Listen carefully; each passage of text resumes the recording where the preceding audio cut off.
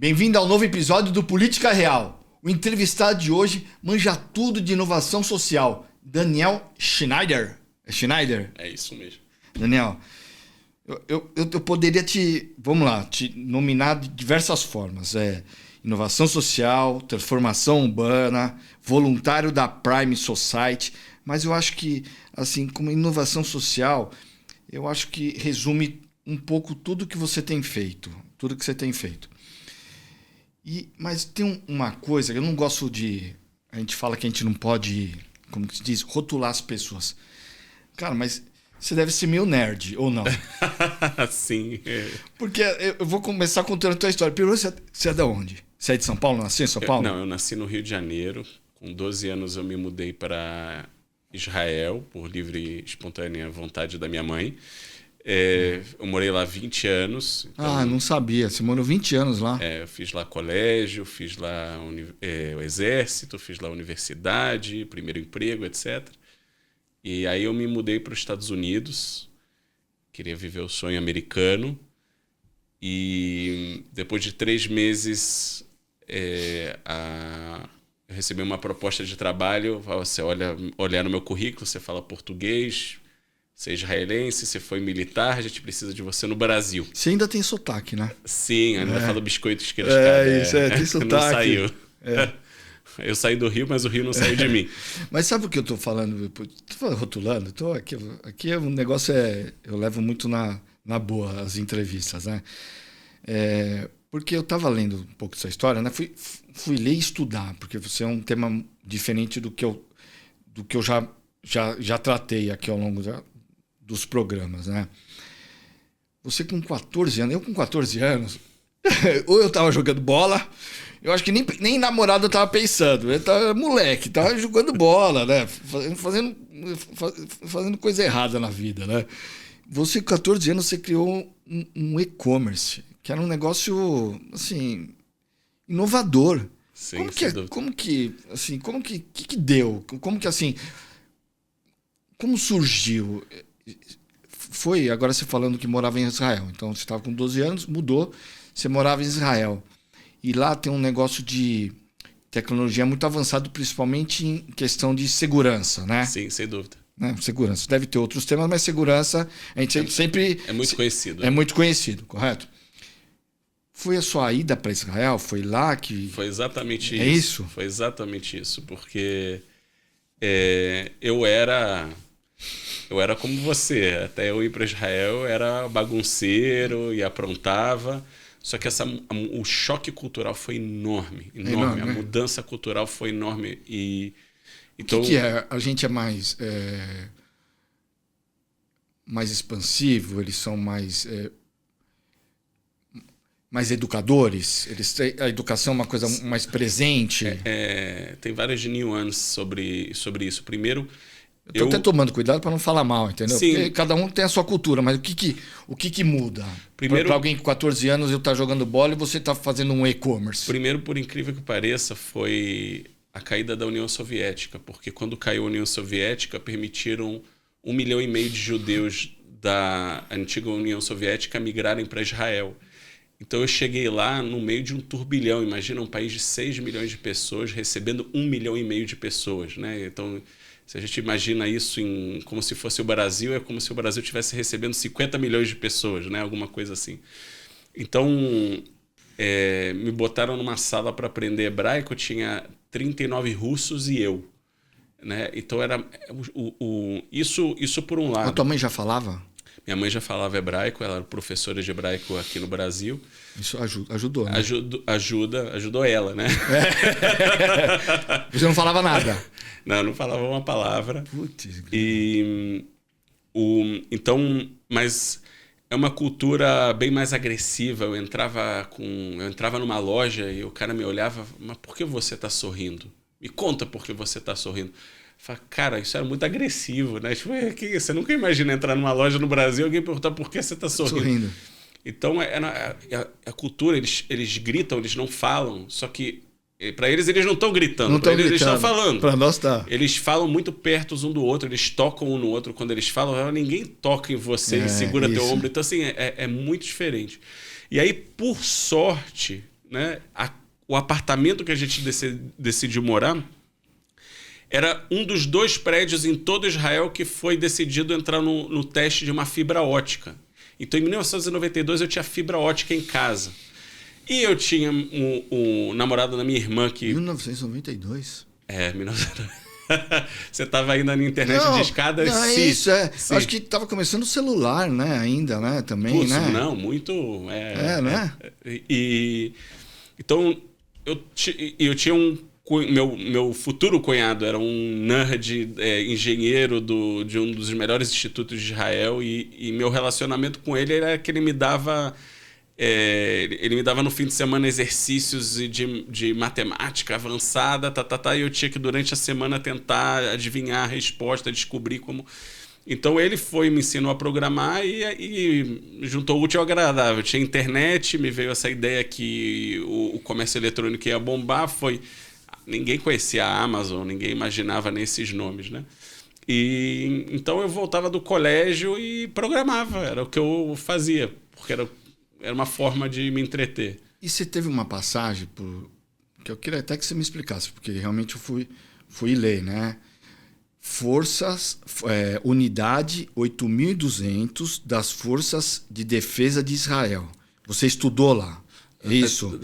E eles têm uma pegada, um direcionamento, ou tem uma qualificação em cibersegurança, em inovação e análise de dados, é isso? O que é isso? É isso, eu digo, o que é isso? Muito bem, então... E o que te ajudou? O que forjou? O que ajudou na sua formação hoje do Daniel?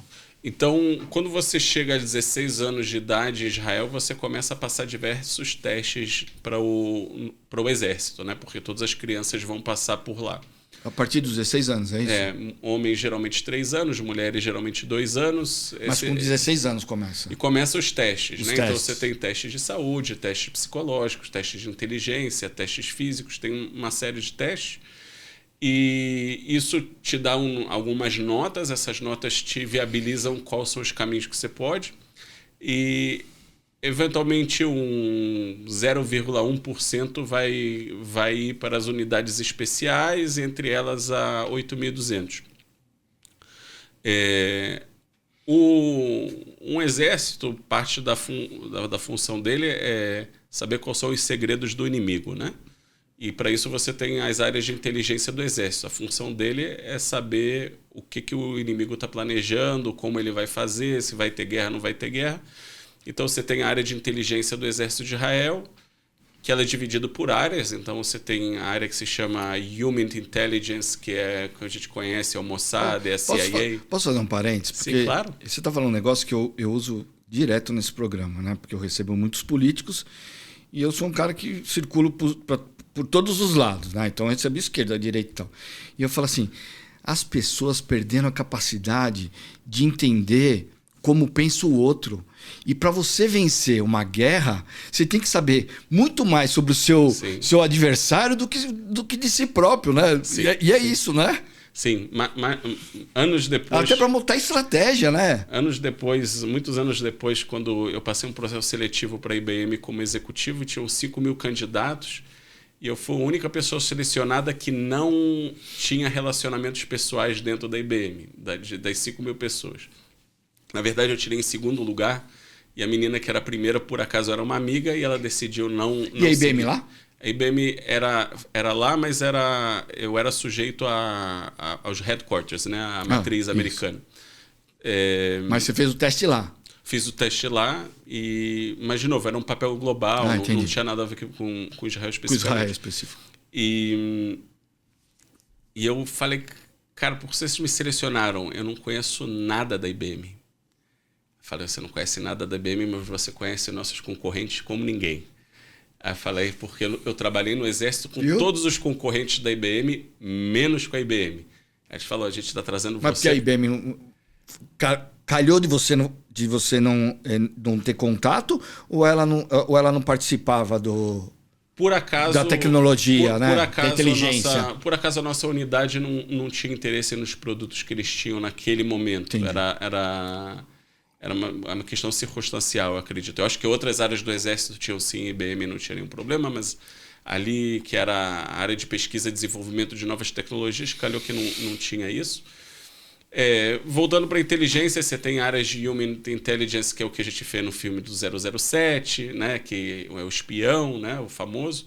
E você tem outras áreas, e uma delas se chama SIGINT, Signal Intelligence, que é o que você consegue captar e fazer através de sinais eletromagnéticos. Então, é o que você consegue captar de radares, é o que você consegue captar de satélites, é o que você consegue captar da internet, de linhas telefônicas. E a 8200 é responsável por isso. Eu estava lá... Captar e escutar. Escutar ou ler, né? Pode ser mensagem, isso. né? E, obviamente, o inimigo vai tentar enganar, vai tentar fazer de formas, vai tentar botar códigos para você não entender, ele vai tentar te disputar. Mas pelo menos você está vendo que está acontecendo alguma coisa, né? Exatamente. Então, são diferentes áreas de inteligência. Você tem outra que se chama VISINT, que é Visual Intelligence, que é o que você consegue captar através de fotos, imagens, vídeos.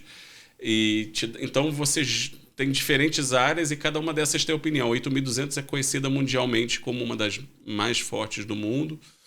E a inovação de Israel é inovadora. Quase todo mundo que vem dessas inovações vem da 8200, porque os orçamentos de pesquisa são muito grandes, então você pega meninos de 18 anos muito capazes, investe neles muito para treinar, dá muito orçamento para eles inventarem. Você acredita, você acha, né, que o exército de Israel hoje é o mais preparado nessa área de tecnologia ou não? Ou você tem outros países? China e Estados Unidos, com certeza. China e Estados Unidos também? Estados Unidos, com certeza. Mas Por que eu estou falando? Porque quando se fala em segurança, cibernética, essas coisas, sempre se lembra em Israel. Tanto é que a maioria eu trabalhei com políticos, né? Governadores, prefeitos. As nossas equipes que acompanhavam a segurança dessa turma de governador se formava em Israel. O pessoal de Israel vinha preparar a turma aqui que fazia a segurança do VIP, que a gente fala, né? A gente chama o governador, o presidente chama de VIP. O VIP era a inteligência de Israel. Eu vim para o Brasil... Não era Estados Unidos, era de Israel. Não era o FBI, a SWAT dos Estados Unidos. Era a inteligência de Israel. Eu vim para o Brasil com a ideia de ajudar o governo brasileiro a se preparar do ponto de vista de segurança estratégico, cibernético e físico, para as áreas críticas, né? Energia, né? O Brasil em 2010 ia ter a Copa do Mundo, ia ter a Olimpíada. Então, essa foi a razão que eu voltei para o Brasil. Se você se lembra, o Lula teve em Israel, acho que foi em 2009. Em 2008, o Shimon Peres esteve aqui no Brasil. Foi firmado um acordo. E aí a gente podia trazer a propriedade intelectual militar para ajudar o governo brasileiro dentro disso. Isso que me levou e me trouxe para o Brasil. Como você adivinha, trabalhar com o governo não é fácil. Não é fácil. E em algum momento eu me afastei e fui para a iniciativa privada. Mas ficou assim, eu fiquei muito ligado a esse tema social por acaso. Porque... E na IBM você fez o quê? Era governança? Era segurança? Eu tinha que procurar empresas inovadoras pelo mundo para investir, comprar, fazer parcerias. Mas em segurança ou inovação? Não, em quê? Todas as áreas. Todas as áreas? Sim. Então, a gente tinha todos os segmentos: telecomunicação, segurança, mídia, entretenimento, tudo que você pode imaginar. Como que seleciona uma empresa assim? Tem um formulário, um gabarito, e aí você vai, faz uma... que nem se fosse uma auditoria. Como que funciona, cara? Olha, você tem alguns... Não, mas não precisa... Né, um resumo de como que faz, porque eu não fico imaginando. Sabe? O cara de Israel observou uma empresa lá vamos supor, observou aqui em Uberlândia, em Minas Gerais, né? Como que você consegue identificar? Você tem olheiros? Você vem pessoalmente? Ou essas empresas se oferecem também? Como funciona? As pessoas chegam muitas vezes através de meios de marketing que a própria IBM usa, né? Você tem uma área da IBM que trata de desenvolvimento de tecnologias. Na época a gente chamava de Emerging Business Opportunities, né? Oportunidades que estão emergindo. Você olha a quantidade de negócios que dá para fazer juntos. No final, fala, olha, quanto dinheiro a gente consegue fazer com essa empresa, né? Diretamente e indiretamente. Então, é um olhar puramente de negócios, mas só com empresas de tecnologia, né? Então, uma construtora não era do interesse. A gente está procurando... A IBM tem uma base enorme de clientes, te fala o que meus clientes precisam. Será que meu cliente precisa disso? Será que meus clientes vão comprar isso? Então, é um olhar muito de negócios. A tecnologia em si era interessante até o ponto que ela interessava os clientes da empresa. Não era... Era bem frio. Cara, você vê como que a gente tem a visão curta das coisas quando a gente quando tá num outro mundo, né? IBM, para mim, na minha cabeça, era computador, era, sei lá, aqueles equipamentos, né, para segurar a rede de tudo, de uma empresa inteira e tal, mas nunca parei para pensar em outras atividades, a não ser computador, tecnologia nesse sentido, sabia? Não, é uma empresa gigante, é que ela perdeu... É uma pequena história, né? Eu trouxe para a IBM a ideia de fazer, isso era 2002, a ideia de fazer o que hoje a gente conhece como um Google Drive, como um OneDrive. E aí o pessoal da IBM me deu um tapinha nas costas e falou: você é um bom menino, mas você vai descobrir que os clientes da IBM nunca vão botar os dados dele nessa nuvem digital que você está oferecendo. É isso. Eles perderam grande a visão da nuvem, porque eles não acreditavam que os clientes iam transferir dados para um lugar abstrato. É que nem a Kodak perdeu, né, a pegada para o celular, podia se ter, né, era o grande... até a Kodak, a câmera digital, né? Não, mas e a Kodak, você falava em fotografia, você lembrava a Kodak. Aí veio o mundo digital, e eles não entenderam que aquilo ia virar o que virou hoje, né? E eles inventaram a câmera digital. Só que eles proibiram de fazer o marketing, que você vai destruir o meu mercado principal, que é de filme. Então você guarda fica quietinho aí e não mexe. E esse foi o erro, porque tá bom. Em algum momento os outros aprenderam a fazer e acabou, né? Mas desculpa, eu te falei. E o negócio da IBM...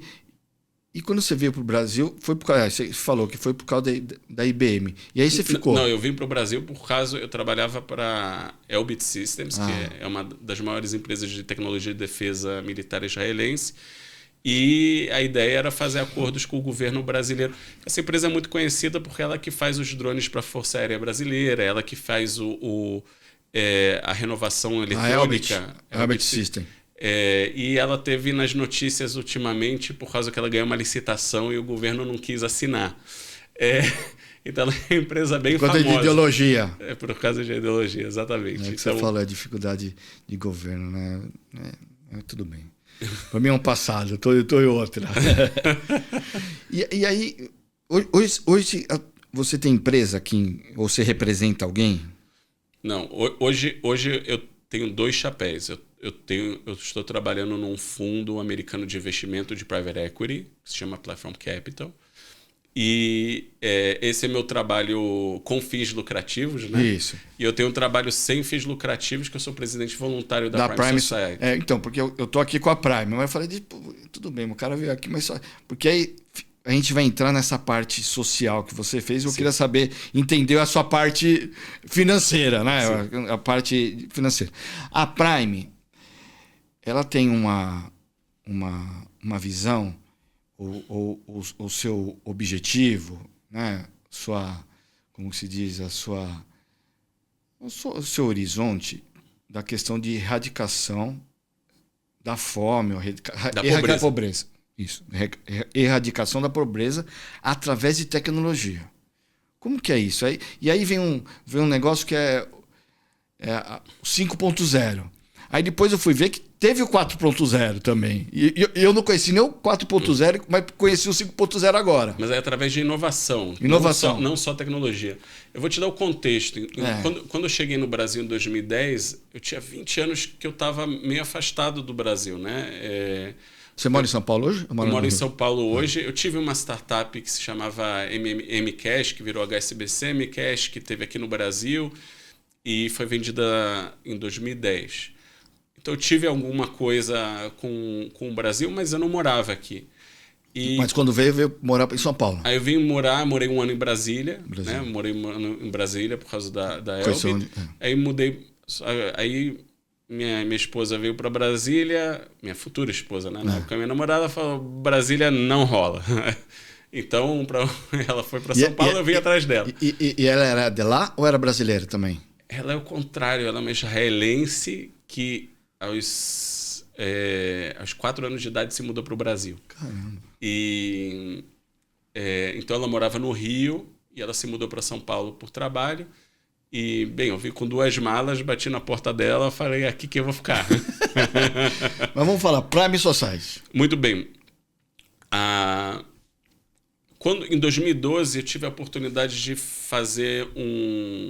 concorrer a uma licitação e vencer uma licitação para uma cidade brasileira, por razões óbvias, eu não vou dizer o nome, que era para levantar 300 milhões de reais para tirar as pessoas da área de risco e fazer um novo bairro, um bairro planejado para essas pessoas. Quando teve a reunião com os investidores, a prefeita não apareceu. E aí teve uma segunda reunião e o secretário de governo ia vir, ele não apareceu. E conforme eu entrei nesse projeto, eu fui ver, poxa, a cidade é uma cidade importante, ela não tem capital humano para desenhar esse tipo de projeto, eles não têm capacidade de ir aos investidores e pedir capital, eles têm ela não deixou de ir por maldade, ela simplesmente é engolida pela operação da cidade do dia a dia, e a cidade não tem absolutamente nenhum trabalho estratégico para a cidade, é tudo apagar incêndio no presente. Eu rodei várias outras cidades do estado de São Paulo. É mais difícil convencer o político ou o investidor? Não, o investidor é moleza. O investidor é moleza. O lado político é muito mais complicado. Não tem nem... A parte de investimento é fácil. Mas voltando para aqui, qual que foi a sua percepção pela falta de sensibilidade do poder público nessa primeira questão desse município? É falta de sensibilidade, né? Será que estavam achando que isso ia favorecer o adversário? Será que estavam achando... não queriam demonstrar que tinha pobreza? Qual que foi a... Eu rodei vários municípios dentro desse projeto, porque, tá bom, se esse município não quer, talvez outro queira. Então, eu rodei vários municípios. O que me pareceu é que o capital humano de extrema qualidade, ele é sugado pelo Estado e pela Federação, porque quando eu trabalhei com o governo federal, eu vi gente de muita qualidade no nível federal, estou falando dos técnicos. Eu sei. Eu já trabalhei nas 3 esferas. Brasília, é outro nível. Você tem gente top. Não estou falando mal da turma aqui, porque... Então, o setor privado, o Estado e a Federação, eles secam o capital humano das cidades e quem fica lá não tem ferramenta para lidar. Assim, não tem... eu não acho... Eu acho que eles sinceramente queriam fazer o projeto. Não acho que tinha problema de... Só que o negócio é muito grande para eles. Eles estão...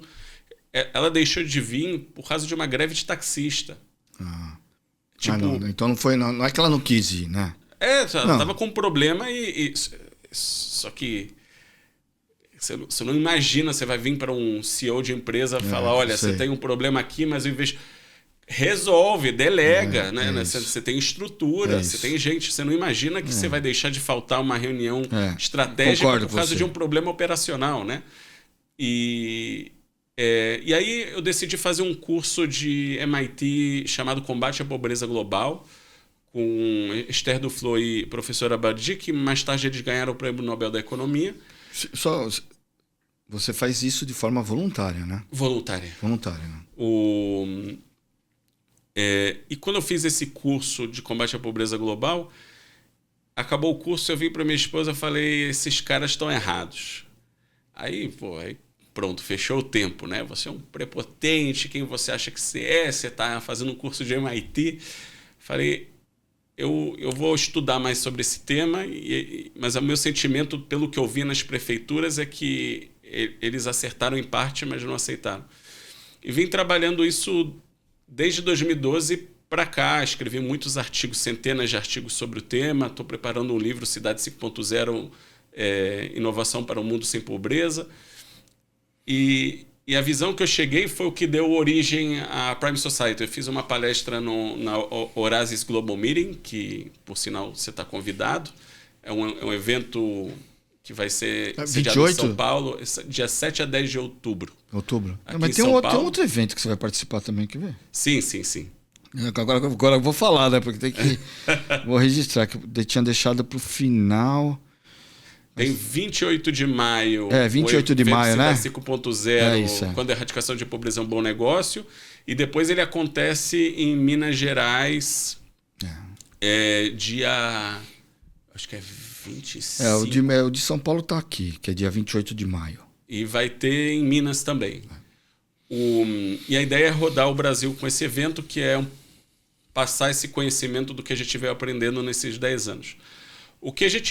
O diagnóstico que eu fiz sobre o que acontece nesse nível social é o seguinte: todas as áreas que trabalham em temas relativos à pobreza, eles estão trabalhando aliviar a pobreza. Então, quando você ajuda a Maria, de 13 anos, a obter educação porque ela não tem uma escola perto e você é uma ONG que está ajudando ela, você não está resolvendo o fato que Maria está trabalhando numa sala que tem 50 graus, e quando ela volta para casa ela passa pelo tráfico, e quando ela chega em casa tem o marido da mãe dela que abusa dela, e que tem o esgoto aberto, e que a água não é bem potável, e que a eletricidade não é todo dia, e a telecomunicação não é boa. Então todo aquele investimento daquela ONG vai por água abaixo, mas é um investimento que está aliviando um sofrimento de Maria, não está resolvendo ou erradicando a pobreza. Então a gente chegou à conclusão que a gente tem que diferenciar de forma muito forte o que é a aliviação de pobreza. Por exemplo, um Bolsa Família, legal, ele não vai morrer de fome, mas isso não resolve os problemas estruturais que ele tem. Então a ideia falou, ninguém está tentando resolver o problema estrutural. Então a gente tem que resolver esse problema. Tem aqui escrito aqui. Vocês criam uma zona de erradicação de pobreza acelerada, que é a ZEPA, é isso? Exatamente. O que é? Vocês, de forma imaginária, vocês circundam uma área e falam assim, aqui eu vou atacar de forma com tecnologia, com inovação, vai fazer a tecnologia ajudar as pessoas a saírem da pobreza, é isso?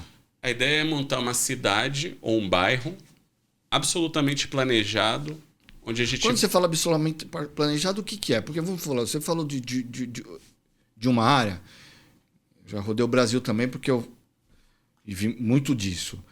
Vamos dar um exemplo. Eu tenho uma área aqui em São Paulo, que é um absurdo, que é perto de Cubatão, né?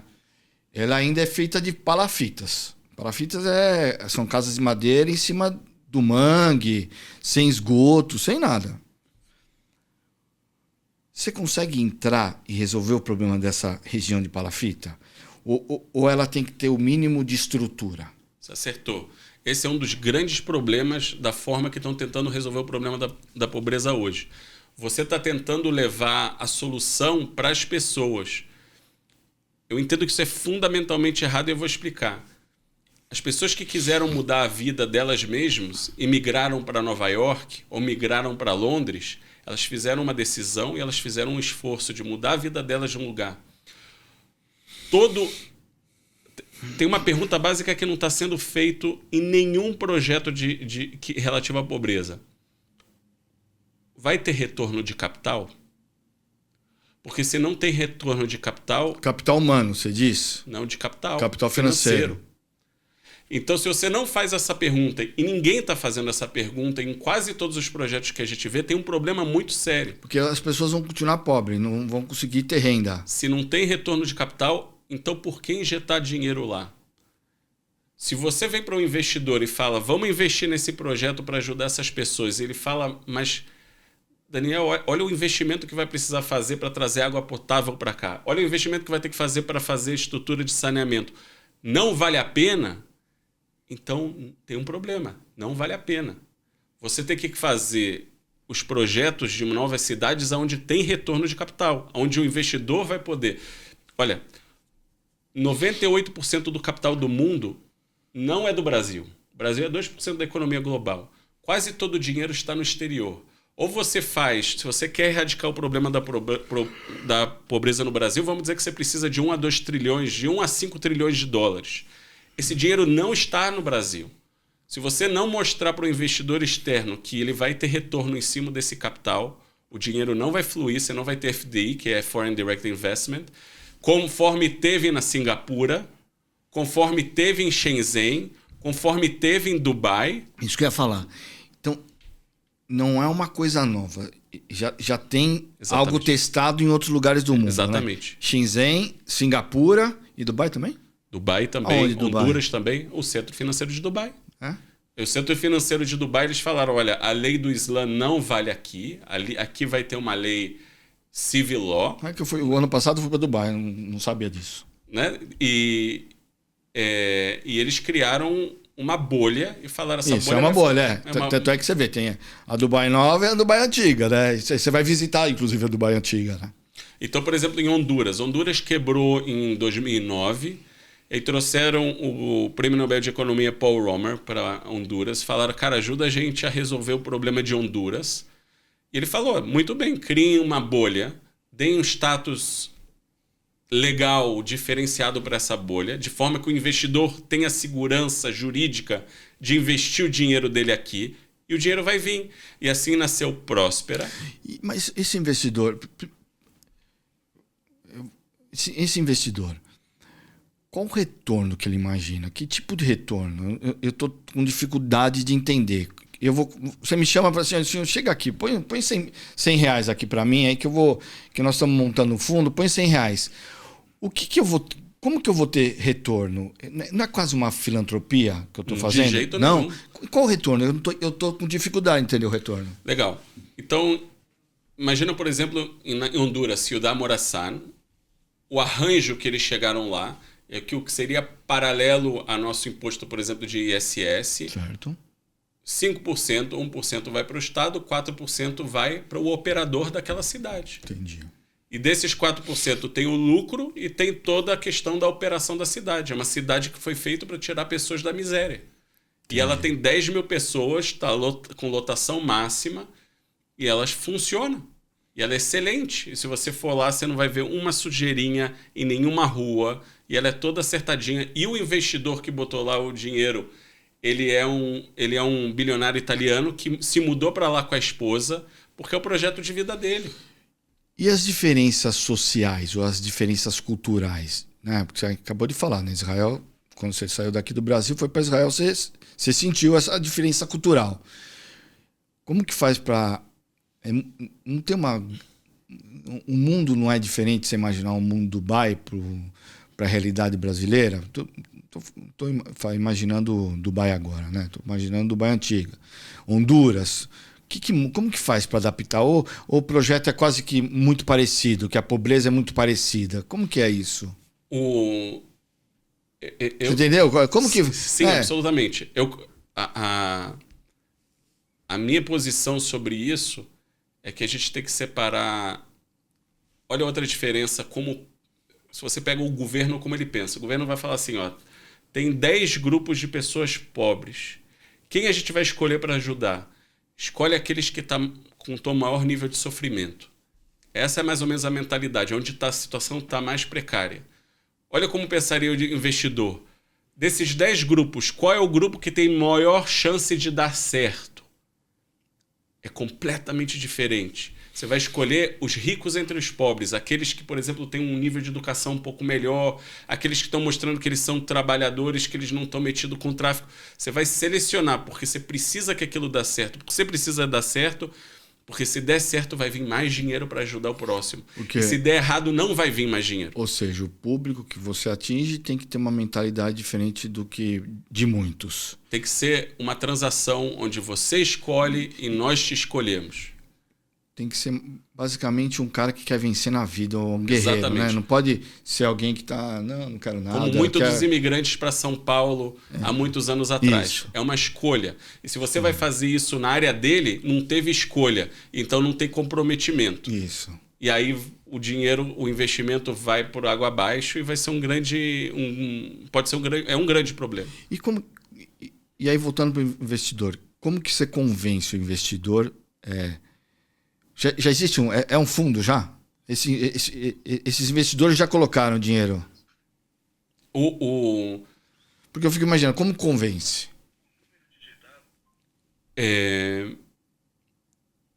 Convencer o investidor Você falou é fácil. Não é fácil, né? Mas como que é? O que você leva para ele? Você mostra... É um projeto muito parecido a um projeto de concessão. Ele não precisa seguir a lei de concessão necessariamente. É quase uma PPP. Alguém escreveu na pauta PPP para mim, agora que eu estou lembrando. É que o nome PPP, quando você fala ele em inglês, ele legalmente é diferente quando você fala em português. Isso, é verdade. Então, no exterior, PPP sim. No Brasil, o nome é concessão. Porque a lei de PPP aqui e concessão são leis separadas e eles têm significados diferentes. Né? Basicamente, o que você vai fazer, a forma que o investidor arrecada é através dos aluguéis. Então, a ideia é zerar os impostos ou chegar ao mínimo de reduzir os impostos. E, uma vez os impostos reduzidos, ele vai arrecadar através de aluguel. Então, vai ter o aluguel comercial, vai ter o aluguel, você tem que trazer uma empresa âncora que vai criar emprego, que vai trazer os outros fornecedores dela. Então, a gente pode imaginar uma BYD, a gente pode imaginar uma... Mandar um abraço pro Baldi, que é meu amigo, é o presidente aqui da BYD. A gente pode imaginar Suzano, que tem cidades inteiras que são Suzano, que são Klabin, né? Então, você tem que trazer a empresa âncora, traz os fornecedores, isso vai criar emprego. A arrecadação do investidor vem através do mecanismo de aluguel. Tem um operador que é como se fosse o prefeito da cidade. Agora, olha como é interessante, como você consegue fazer algumas coisas muito interessantes. Vamos falar, é uma cidade privada, então a esquerda não vai gostar. Espera aí, e os kibbutzim em Israel? Kibbutz em Israel é uma zepa que é totalmente marxista e comunista. Muitas das kibbutz em Israel, a receita de tudo chegava num lugar central e era distribuída de forma igualitária. Minha mãe chegou em Israel nos anos 60, ela foi trabalhar num kibbutz, e se você ganhar 30 mil e outro ganha 5 mil reais, não interessa, vai tudo para um bolo e é distribuído de forma igual. Certo. Então você consegue, num nível controlado, aplicar um sistema socialista se você quiser. Outro sistema que você pode botar, você faz uma cooperativa. Os cidadãos daquela cidade são parte da cooperativa. Se aquela cooperativa der lucro, aquele lucro é distribuído para os cidadãos dela. Agora, todos os cidadãos têm interesse que aquela cooperativa dê certo. Eles são parte da empresa. Entendi. Então, você tem um modelo de empresa privada, você tem um modelo de empresa privada sem fins lucrativos, você tem um modelo de cooperativa, você pode ter vários modelos de como fazer a gestão daquela pequena cidade. Mas tem princípios bem diferentes. O investidor vai olhar aquilo como um projeto de concessão, como se fosse uma concessão de uma estrada, como se fosse uma PPP de um aeroporto. Ele vê aquilo, eu estou fazendo um investimento, eu espero ter algum retorno sobre aquilo. A questão é que o nível de investimento que a gente precisa para erradicar a pobreza, não aliviar ela é tal que a gente precisa na ordem de trilhões de dólares. E o Brasil não tem esse dinheiro, você precisa fazer que os investidores privados tenham no jogo. Você me disse... que você consegue fazer em cidades ou em bairros. Vamos imaginar que você está fazendo um bairro, né? Como você consegue ter sucesso em erradicar a pobreza naquele entorno se o resto está com um problema parecido ou pior, né? Porque você vai numa situação aqui, né? Você não pode, às vezes você não pode pegar o pior, você tem que pegar é o que você falou, ó, tem que adaptar as pessoas, né? Tem que ver as pessoas que moram, tem toda uma adaptação. Mas como erradicar algo se o entorno ainda tá com problema? A escolha do terreno é um dos grandes segredos, porque você tem a escolha do terreno, impacta quase absolutamente tudo. Você tem que escolher um terreno que economicamente ele seja interessante. Então, por exemplo, e isso volta ao que você tinha falado antes. Nenhum investidor vai escolher um terreno onde não tem acesso à água potável. Então. Se você não tem acesso à água potável, então aquele terreno não é digno de receber esse projeto. Você tem que imaginar acesso a trabalho. Então, onde essas pessoas vão trabalhar lá dentro, essas pessoas vão trabalhar lá fora, pessoas de fora vão trabalhar dentro dessa cidade. Então, a gente tem que ter um outro olhar para isso também. A gente tem um olhar também sobre... porque eu fico imaginando, que nem em São Paulo, né? O problema de morador de rua. Você pega parte dos moradores de rua, não eram nem moradores de São Paulo, eles vieram de outras regiões, né? Eu fico imaginando, você resolveu o problema de pobreza nesse pedaço aqui, eu fico imaginando o pessoal daqui de dentro, de fora, querer ir para dentro. Não contamina o projeto? Exatamente. Então, por isso que, se você olhar, por exemplo, o Cio da Morassán, ela tem uma fronteira física, né? Então, você tem um lugar de entrada e lugar de saída. Você controla quem entra, quem sai. É por isso também que é aluguel, né? Ou seja, as pessoas podem eventualmente sair da cidade se elas não estão corroborando com a cidade, né? Se não tem o comportamento, não é, então ela não está comprando um patrimônio. Entendi. Então, se ela não está seguindo o código de ética da cidade, ela eventualmente não vai ter o contrato dela renovado. Isso pode ter consequências. Então, por quê? Porque você tem que pegar todas as ONGs. As ONGs hoje trabalham, cada uma trabalha por si só. Não existe nenhuma organização. Se você imaginar a pobreza como um triângulo de Maslow assim, você fala, poxa, a gente primeiro tem que tomar cuidado com a água potável e saneamento básico, a gente tem uma pirâmide de verdade. As ONGs trabalham cada uma por si só, não de forma organizada. A gente precisa organizar elas na linha do tempo, quem entra quando. Então é um trabalho muito intenso de pegar essas pessoas. As ONGs às vezes fazem a mesma coisa, né? Fazem a mesma coisa. Unir esforços, né, para o resultado ser melhor, né? Você vê que fica todo mundo batendo cabeça e fazendo todo mundo a mesma coisa. Às vezes ajuda a mesma família e poderia estar unindo esforços de outra forma, né? O orçamento tem que ser centralizado de forma muito e não disperso.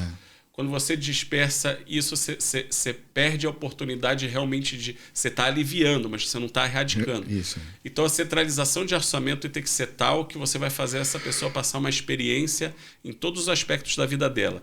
É trabalho, é lazer, é esporte.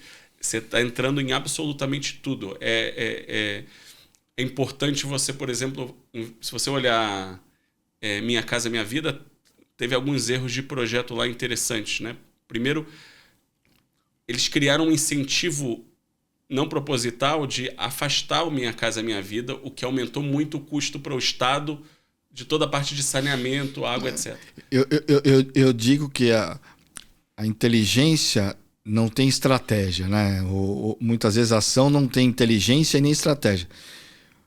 Faz o conjunto habitacional e depois tem que correr para fazer saúde, depois tem que correr para fazer educação, depois tem que correr para fazer transporte. Não é uma visão holística do negócio. Cara, você tem que fazer um bairro decente antes de levar as pessoas para morar, né?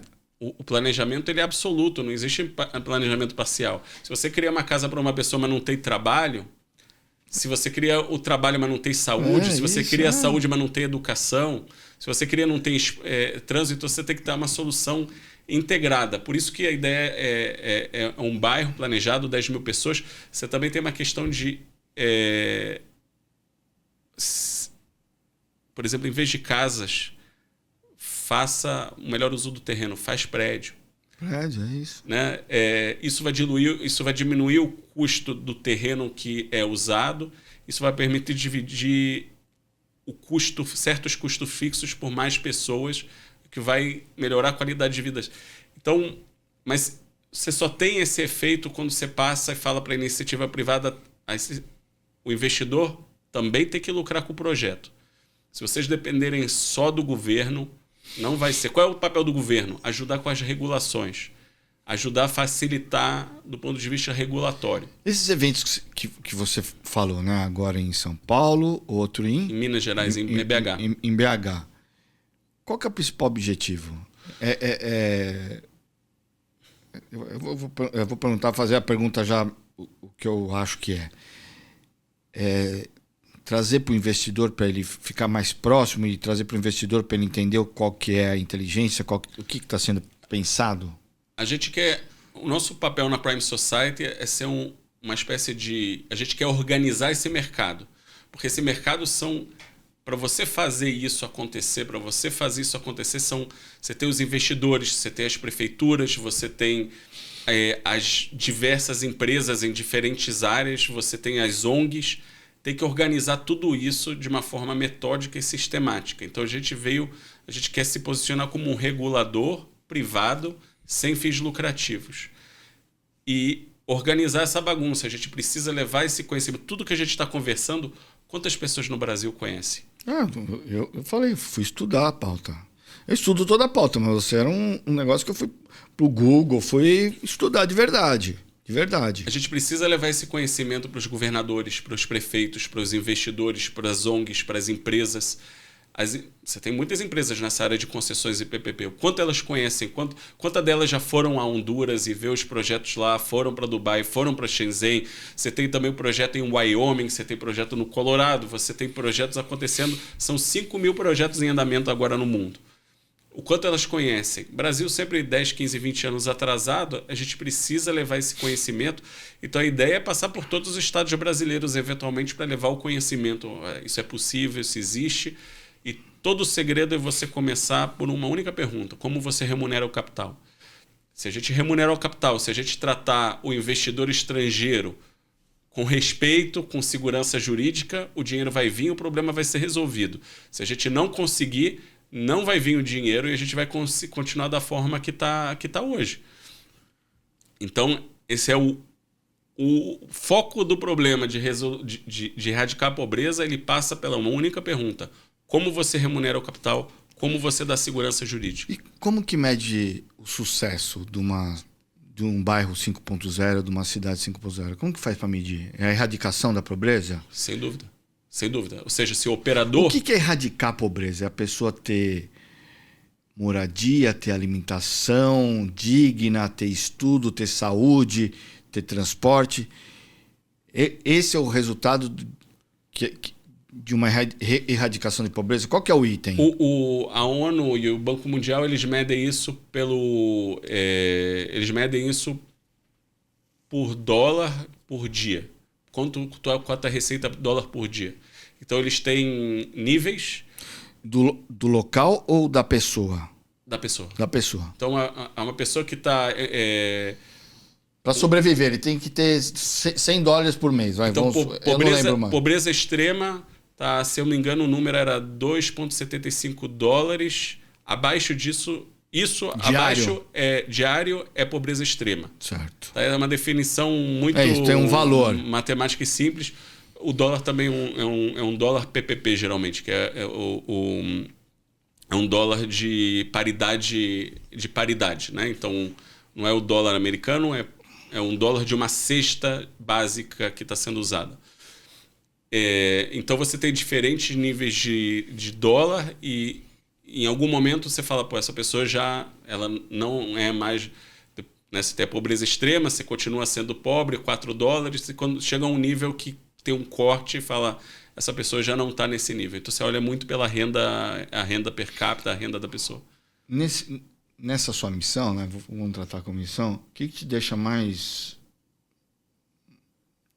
com mais orgulho, mais feliz, mais realizado? Vamos falar a palavra realizado. Quando você vê algo concreto ou quando você consegue mudar a forma das pessoas pensarem? Porque isso é uma forma que você está trazendo, é algo concreto, mas é o que você disse, também muda a visão de pensar, né? Porque os governos. O governo, né, é dinheiro para as ONG, dinheiro fica distribuindo. Você acabou de falar. É mais fácil trazer todo mundo, fazer um bolo só. É uma mudança de pensamento. O que te deixa mais feliz? Vai? É o resultado ou a mudança de pensamento? Eu acho que os dois são importantes, porque, assim, é um processo... É que sem a mudança de pensamento também não vai ter o resultado, né? É um processo longo. E sem um resultado, as pessoas também, eu acho que não vão ter um olhar de forma correta. É um processo longo que tem várias etapas, né? Você tá mudando um paradigma tão grande, você fala, se você não ficar feliz e levantar champanhe por pequenas vitórias, se você só esperar aquela grande vitória que pode demorar 5 anos para construir uma cidade nova, ou 15 anos para a gente fazer as mudanças constitucionais que são necessárias para garantir, porque se a gente mudar e proteger constitucionalmente o investidor que está fazendo investimento numa cidade 5.0 para criar uma zona de erradicação de pobreza acelerada, se a gente entender que isso é o mais importante de tudo, né? Imagina que o Brasil, com todo esse tamanho, sendo o quinto maior país do mundo, a gente recebe de FDI, dinheiro estrangeiro, investido no Brasil, mais ou menos 60 bilhões de dólares. Você pensa Singapura, que é menos do que um bairro de São Paulo, recebe na ordem de 100 a 120 bilhões de dólares de investimento. Você fala, não pode ser, cara. Tem alguma coisa errada, Tem alguma coisa muito errada. 2 milhões de pessoas, 3 milhões de pessoas contra um país de 220 milhões de pessoas. Tem algo de muito, fundamentalmente errado. Fala, a direita, a esquerda, vamos aqui, vamos brigar dentro de outras... Vamos brigar para coisa que dê resultado para as pessoas, né? Vamos tirar as pessoas da pobreza. Pode ser esquerda, pode ser direita, mas vamos aceitar que o investidor ele tem que ser protegido e vamos trazer esse dinheiro para cá. Ninguém ganha quando esse dinheiro é investido na África, na Ásia ou em qualquer outro país do mundo. Vamos trazer o dinheiro, a gente continua brigando politicamente aqui. Você pode brigar para ser uma zepa de esquerda, não tem problema nenhum. Você pode brigar para aquelas zepas. Uma zepa de esquerda é mais parecida com um kibbutz, uma zepa de direita é mais parecido como uma cidade privatizada. Who cares? Vamos trazer o dinheiro e aí vamos continuar com a briga ideológica, mas com o dinheiro aqui, né? E protegendo o direito. Porque, de novo, são trilhões de dólares que estão procurando investimentos e não estão achando projetos no mundo. Como eu sei disso? Eu tenho meu chapéu de investidor privado nos Estados Unidos, na área de cadeia de suprimentos, não tem nada a ver com isso. Mas não estão achando projeto. E aí, essa experiência que eu tive com as prefeituras não sabem construir o projeto. Se a iniciativa privada não entrar e construir os projetos de cidade 5.0, criar um modelo, elas não vão saber pedir, elas não vão saber fazer. Então, você tem que botar todo mundo junto. E chegando às 3 últimas perguntas. Qual que é o legado que você imagina que a Prime... qual o legado que a Prime você imagina que vai deixar para a sociedade? Ou qual o legado que você acha que ela tem que deixar? O legado que eu vejo é que eu quero ter, ao mínimo detalhe, o template, né? O modelo de passo a passo como você cria uma cidade 5.0, de A a Z, tudo disponível na internet para qualquer prefeito, em qualquer lugar do mundo, possa pegar aquilo e falar, se eu fizer exatamente isso, vai dar resultado, vai erradicar a pobreza. Se a gente conseguir fazer isso, então a gente vai ter descentralizado esse conhecimento para o máximo de pessoas no mundo poderem fazer a sua cidade 5.0 e a gente tem uma circunstância que em X tempo, provavelmente eu não vou estar vivo, que esse deixa de ser um problema da humanidade. O problema da pobreza tem 300 mil anos. A gente já descobriu como tirar 3 bilhões de pessoas da pobreza. Então a gente sabe como solucionar isso, porque a gente fez isso para metade da população humana. Só falta mais ou menos 3, 4 bilhões. Então, sistematizar, se a gente conseguir industrializar esse processo da cidade 5.0 de forma que cada vez mais o custo por metro quadrado caia, mas é o custo total. Isso inclui educação, inclui saúde, tudo. Inclui mobilidade, inclui segurança pública. Se a gente fizer essa curva caindo de custo por metro quadrado, cada vez mais vai valer a pena investir nesse projeto, porque ele vai se tornar menos arriscado e mais rentável para o investidor. Você falou de mobilidade, eu até estou voltando na pauta porque eu acabei pulando antes de terminar o programa. Por que a mobilidade você trata como algo de transformação social? Você tem até um livro que eu acho que fala disso, né? Mobilidade 5.0, dos cavalos a Marte. Por que você trata a mobilidade como essa coisa de transformação, como transformação? Foi o processo de escrita do livro, porque quando eu escrevi o livro e acabei o livro, foi quando a ficha me caiu. A Cidade 5.0 nasceu aí. Porque o segredo da mobilidade é você não precisar dela. Trabalhar perto, ter hospital perto, ter educação perto, né? Poder fazer as coisas, ter lazer perto, poder fazer as coisas, né? Ou seja, o desenho urbano da cidade faz com que a mobilidade se torne algo menos relevante. Isso. Quanto mais você consegue fazer as coisas a pé e você tem todas as suas necessidades a pé, melhor é a cidade, melhor é a mobilidade. E você vê, ou seja, quando caiu a ficha que se você perguntar para 100 pessoas em São Paulo como você resolve o problema de mobilidade de São Paulo, o que elas vão responder? Como é? Construindo mais metrô. Exatamente. Mas o que diz a ciência? Que quanto mais pior a mobilidade. Porque você está trazendo cada vez mais pessoas de longe para o centro. Então você está tirando a possibilidade daquelas cidades da periferia, daquelas cidades afastadas, a investirem em si próprio e criarem sua renda e criarem trabalho. Então, quanto mais metrô e quanto mais trem longo você está fazendo, menos chance, menos interesse de investimento naquelas regiões. Você está tirando a possibilidade daquelas regiões se desenvolverem. A ideia é criar... Porque como ela tem mobilidade para vir para o centro, eu não preciso fazer hospital, porque o centro já tem hospital, ela que venha para cá, isso? Exatamente. E escola, e universidade, e absolutamente... E trabalho, e tudo. Só que aí você cria um problema de mobilidade, porque você... Aquela sociedade, aquele centro está explodindo, né? Tem um limite físico. Você tem mais 2,5 bilhões de pessoas que vão mudar para os centros urbanos até 2050, provavelmente. Você vai fazer isso nas cidades existentes, você vai levar as cidades existentes ao fracasso, né?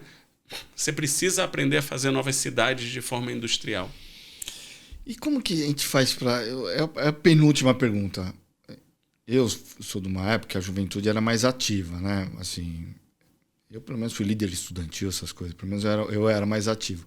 Hoje eu olho para a juventude, eles não têm um objetivo de vida. A maioria, sabe? Às vezes eu acho que falta... É o que eu falo, objetivo de vida. Falta um objetivo, sabe? Saber onde quer chegar. Como que faz para enganjar essa juventude? Pelo menos nessa questão social. Um olhar mais humano, né? Porque muitas vezes não passa do lado de um...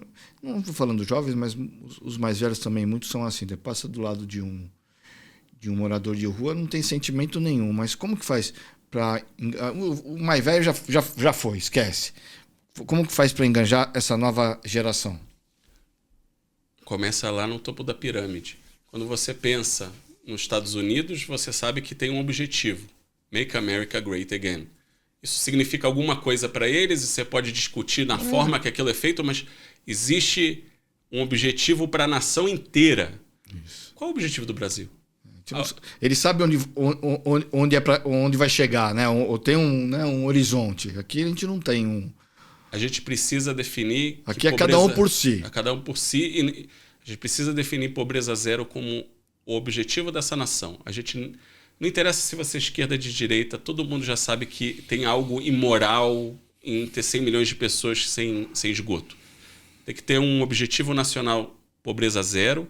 E isso vai... Agora você pode querer lutar contra a pobreza zero pela educação, pela saúde, pela mobilidade... Existem centenas de pessoas, mas a gente tem que ter um objetivo único que une todo mundo, inclusive as pessoas que discordam do como. E não tem problema. A cidade, você pode ter uma cidade do tipo A, uma cidade do tipo B. Prime Society. Prime significa propósito, a erradicação da pobreza. R, resultado, ou seja, a gente quer cidades que tenham meritocracia. Se o gestor daquela cidade, se o operador daquela cidade não melhorar as condições de vida daquelas pessoas, ele tem que ser retirado. É meritocrático, não é por eleição, é por número. Ele tem metas para atingir. O I significa interoperabilidade, é algo muito técnico, mas o ponto é o seguinte, eu tenho que ser capaz de comparar diferentes cidades. Cada cidade é um experimento social. A gente sabe pelos números se está funcionando bem ou não. Pelo nível de criminalidade, pelo nível de pessoas que acabam a escola, pelo nível de pessoas que têm emprego e o desemprego. O M é mensuração, a gente tem que ter claro o que a gente quer mensurar, e o E é evidência empírica. Ou seja, não é uma gestão ideológica, você pode fazer o experimento que você acha que tem que fazer, mas a continuação desse experimento ele se dá por evidência empírica. Os números vão ditar se aquilo está indo numa direção boa ou ruim. Então, a nossa visão é que cidades 5.0 também sejam cidades prime. Nel, cara, adorei o papo. Assim, olha, realmente você expandiu a minha mente porque eu estou há 30 anos na gestão pública, ou fiquei 30 anos na gestão pública. A gente fica meio que num quadrado. Eu de repente, seria essa prefeita aí que foi atender os taxistas e não foi atender os investidores. Poderia ser eu acho que eu iria atender os investidores, porque eu sou um cara de pegada de inovação, de desburocratização da máquina pública. Mas eu poderia estar aí. Acho que você abre a mente de uma sociedade e abre a mente também da gestão pública, né? Que fica isso, fica correndo atrás do rabo, faz moradia sustentável, mas lá no final do município, aí depois tem que correr com saúde, tem que correr com... Primeiro aí coloca os ônibus para trazer todo mundo para o centro, porque a saúde está no centro, porque a educação está no centro. Cara, adorei o papo, ó. Adorei conhecer e adorei o trabalho que você faz na Prime. Parabéns. Eu vou finalizar com um último exemplo. Imagina que tem um projeto de uma ponte que liga duas cidades. Trazem 100 investidores e falam, olha, quantos vocês querem de juros aí por ano para botar o dinheiro para fazer essa ponte? Aí os 100 investidores falam, nenhum, esse projeto vai dar errado por X, Y, Z. Aí vai a iniciativa pública e tenta fazer a ponte. Se você não juntar os dois ter os dois conectados e falar, aquele projeto foi precificado como inviável pela iniciativa privada, por que vocês acham que vão conseguir fazer o que os profissionais estão achando que não? E a gente tem que começar a olhar isso um pouquinho diferente. Da mesma forma, 2 prefeitos, um com muita experiência e outro sem nenhuma experiência, na mesma cidade, eles têm acesso à mesma verba e não tem nenhum mecanismo de proteger aquele capital para que seja bem aplicado. Daniel, obrigado, viu? Obrigado para você que nos acompanhou nesse novo episódio no Política Real. E não se esqueça, inscreva no YouTube e nos siga nas redes sociais. Valeu!